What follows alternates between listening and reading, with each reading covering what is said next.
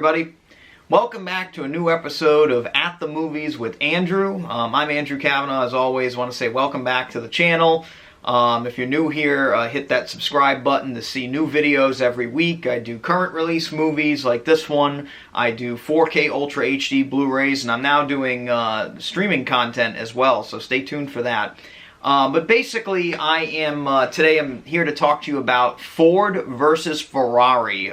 This is the new film starring Christian Bale, Matt Damon, a host of others. Jon Bernthal is in this as well. Again, some really phenomenal actors in this, and I just saw this recently, so I wanted to do this review because I was really blown away by this movie. This is a phenomenal true story, much in the vein of Apollo 13, really. When I think of true story films, there is only a few that come to mind that I really enjoy. There have been quite a lot that have been really great movies. Sully is another one that I think is a great true story film.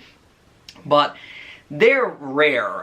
They don't come around extremely often, and when they do come around, they're not always that great. This one, I was really surprised at how much I loved this movie. This movie is the story, really, of the rivalry of the Ford Motor Company and the Ferrari Motor Company in the early to mid-60s, and kind of the situation that came about from a botched deal.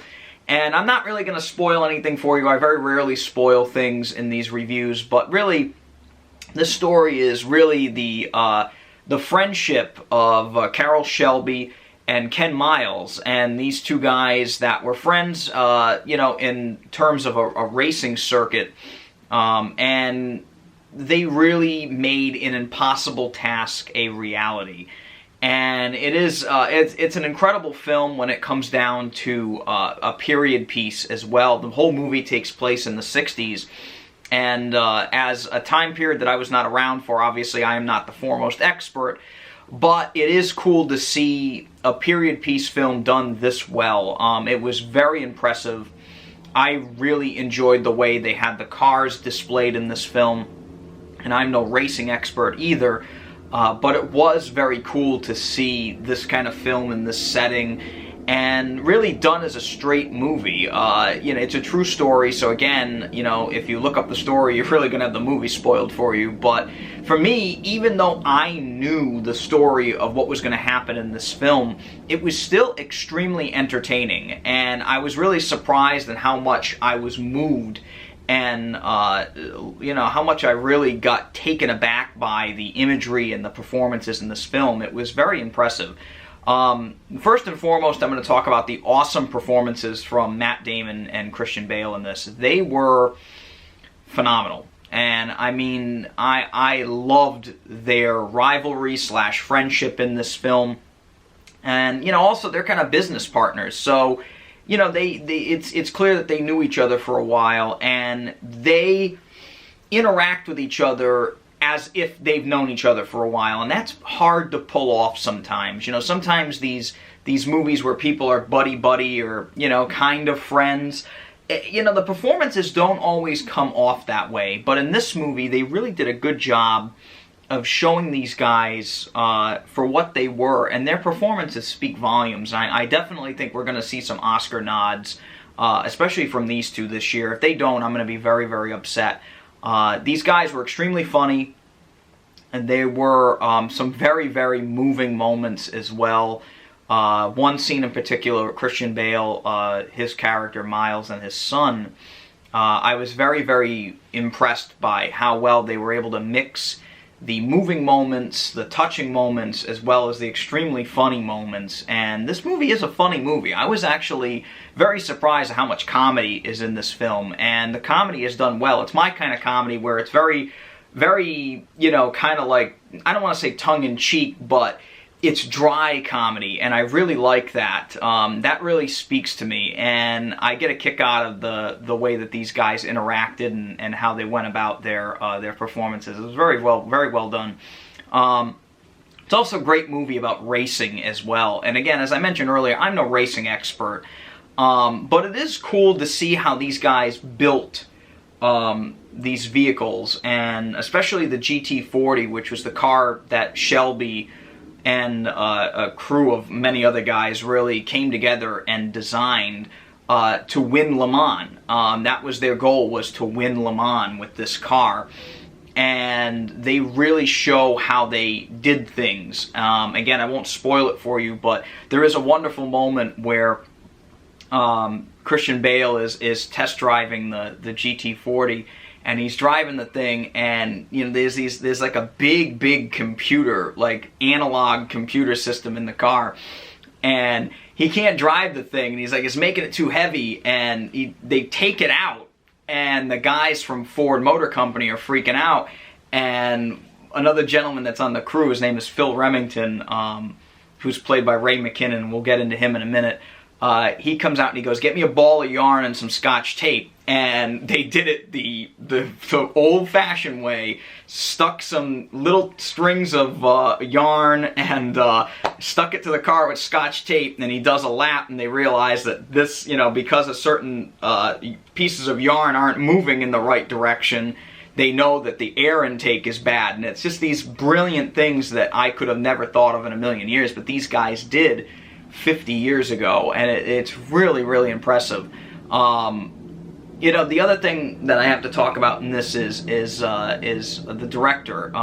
James Mangold is one of the great directors of our time, and I love him. I love his work. Logan, Identity is another one that I really like.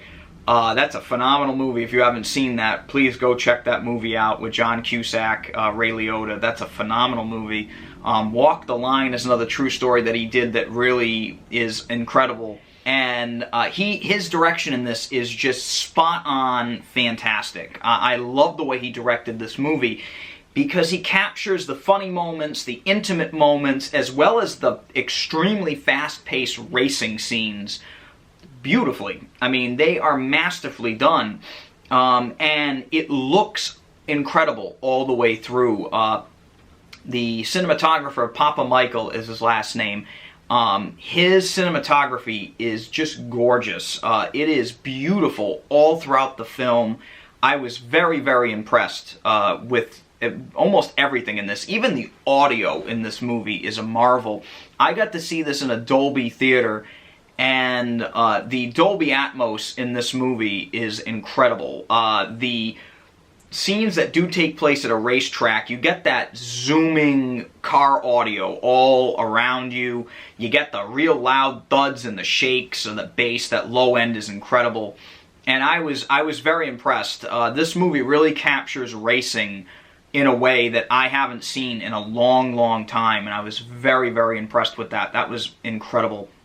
I mentioned earlier an actor that is not getting a lot of press for this film, but I want to mention him because I loved his performance in this movie, and I've really liked him in the past. His name is Ray McKinnon, and as I mentioned, he plays Phil Remington in this, a close associate to Shelby, Matt Damon's character, and he's a real guy. And he was also in Apollo 13, a movie that I mentioned at the beginning of this review. He played Bostic in that. He played the FIDO guy, F-I-D-O, in Mission Control in Houston in that film.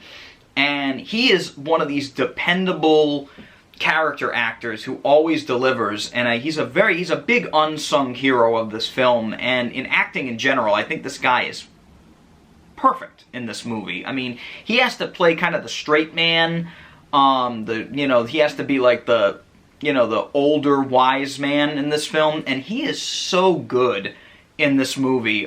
He, in my opinion, gives one of the best performances in this film.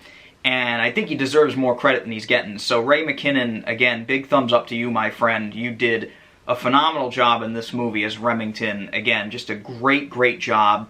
Overall, the acting in this movie was incredible. But I think, honestly, this is one of the best movies I've seen of the year so far. I'm giving it a 5 out of 5. I love this movie. I thought it was almost perfect all throughout.